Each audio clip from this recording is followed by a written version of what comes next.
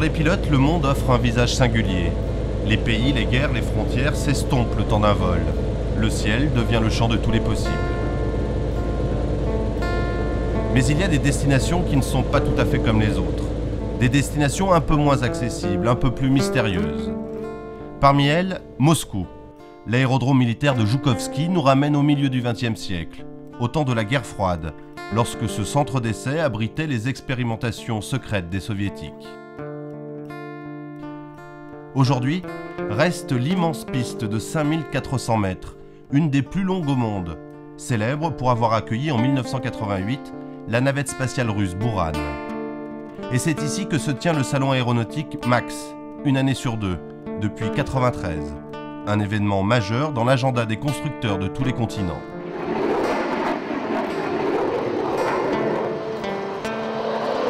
Joukovski, c'est l'objectif qu'une soixantaine de pilotes se sont fixés.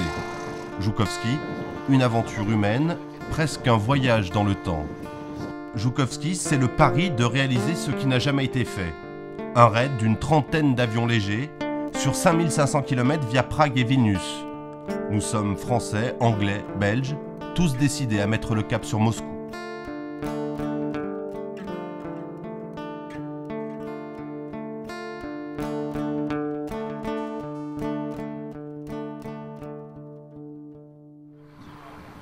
On a choisi Valenciennes comme point de rassemblement.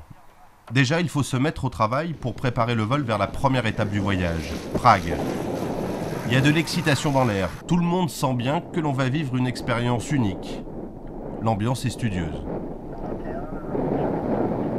Notre paramétrage pour vous donner nos vitesses qui conviendraient à un groupe. En tout cas, il semblerait aujourd'hui, selon les informations à notre disposition, que et le voyage de demain et le voyage d'après-demain ne posent pas de problème au niveau météo. L'étape fait 432 nautiques et en 172 ça prend 4 heures sans vent, sachant que demain il y en a un petit peu. Il y a pas mal de classes C et qu'il est difficile d'obtenir une clémence pour la traversée. Tu as par exemple Francfort. Voilà, et qu'il vaut mieux décider dès le départ de passer à côté que d'essayer de négocier une clémence. On ne va pas tout de suite et puis finalement on décide quand même de passer. À part ça, évidemment chacun est responsable de son équipage, de sa machine, de son heure de départ et de son heure d'arrivée. Un mois et demi. Johan Levizier a l'habitude de voler en Russie en jet privé.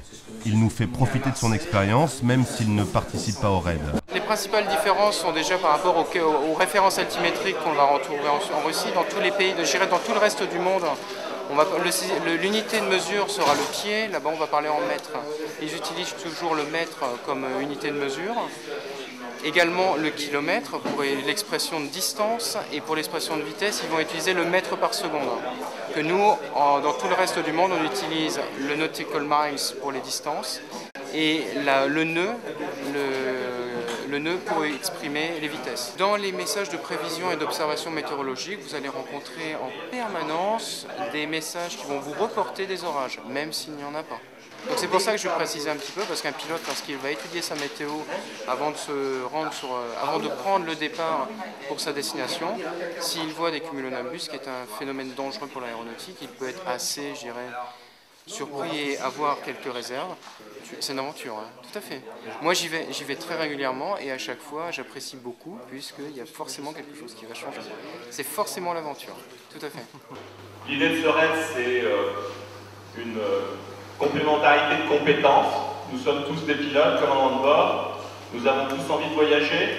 Certains ont voyagé beaucoup, d'autres pas du tout, ou très peu. Donc on a décidé de partir tous ensemble. On est une soixantaine de pilotes, une trentaine de passagers ou 25 passagers. Ce qui me fait plaisir, c'est qu'il y a beaucoup d'épouses. Donc ça veut dire que l'aspect culturel de ce raid a séduit. Ce n'est pas seulement une affaire de pilotes, mais c'est vraiment une affaire de gens qui veulent découvrir les pays. Attention à les bulles. Attention à les bulles. Ah non, on l'ouvre pas, ça va enlever la peinture. Je préfère qu'il y ait des bulles. L'ambiance est bon enfant. On part le cœur léger. Nous n'avons pas reçu toutes les cartes ni toutes les autorisations de survol, mais tout ça se réglera sans doute en route.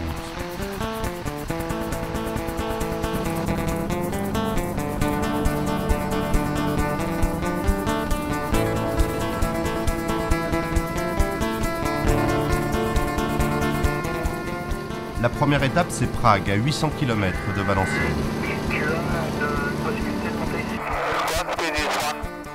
En chemin, la Belgique et l'Allemagne. Tout se passe bien, nous sommes encore en terre connue, ou plutôt en espace aérien connu.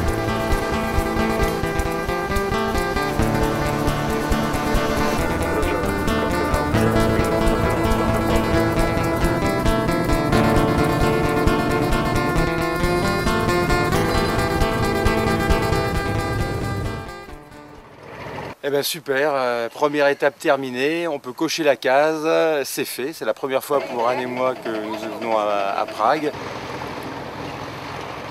J'avais un peu peur parce que on maîtrise pas l'anglais. L'English is not perfect, mais on s'est bien démerdé. Alpha Victor, hein. Je sais pas, c'est toi le commandant de bord.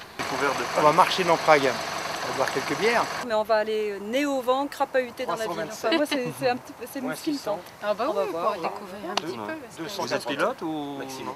Elle, oui, et moi, bientôt, j'espère.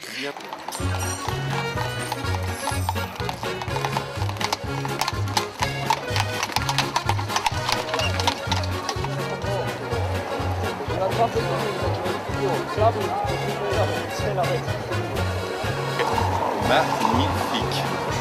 Alors une très très belle. On se régale.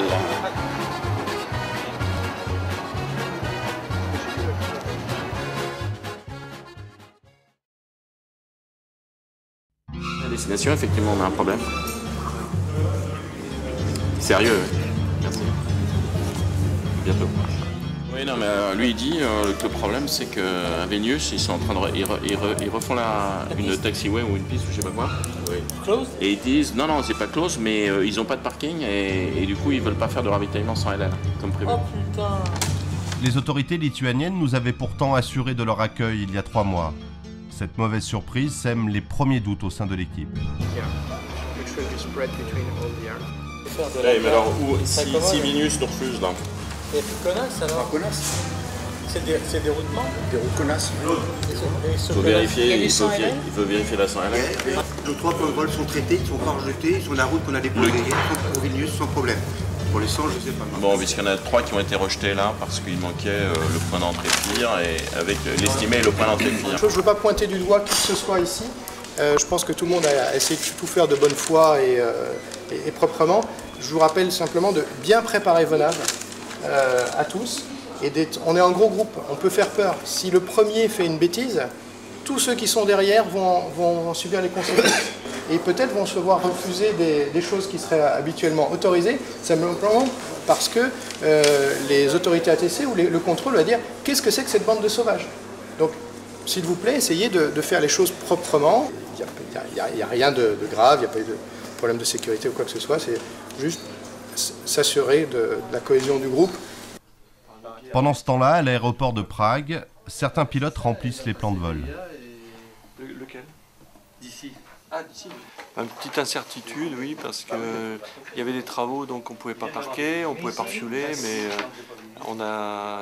l'organisation a téléphoné, Christophe a téléphoné, il s'est bien débrouillé, il a eu des gens là-bas, et puis finalement on va serrer un peu les avions sur le parking pour arriver à les caser tous, quoi.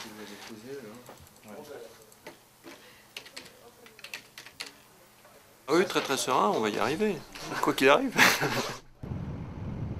Les premiers pilotes s'apprêtent à mettre le cap sur Vilnius en Lituanie. Les problèmes de parking et de ravitaillement semblent alors réglés, quand la tour de contrôle nous fait une frayeur.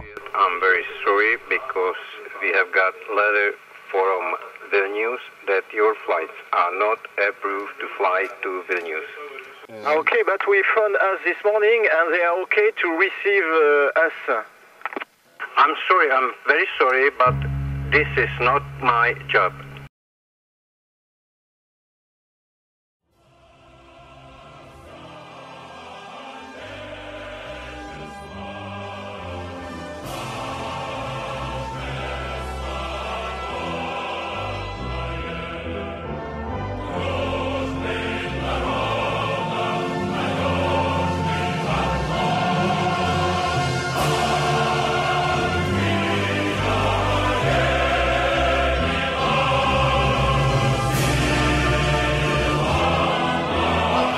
cap sur Moscou, c'est terminé. Et symboliquement, j'enlève les autocollants pour passer à la prochaine aventure. Laquelle, je sais pas encore.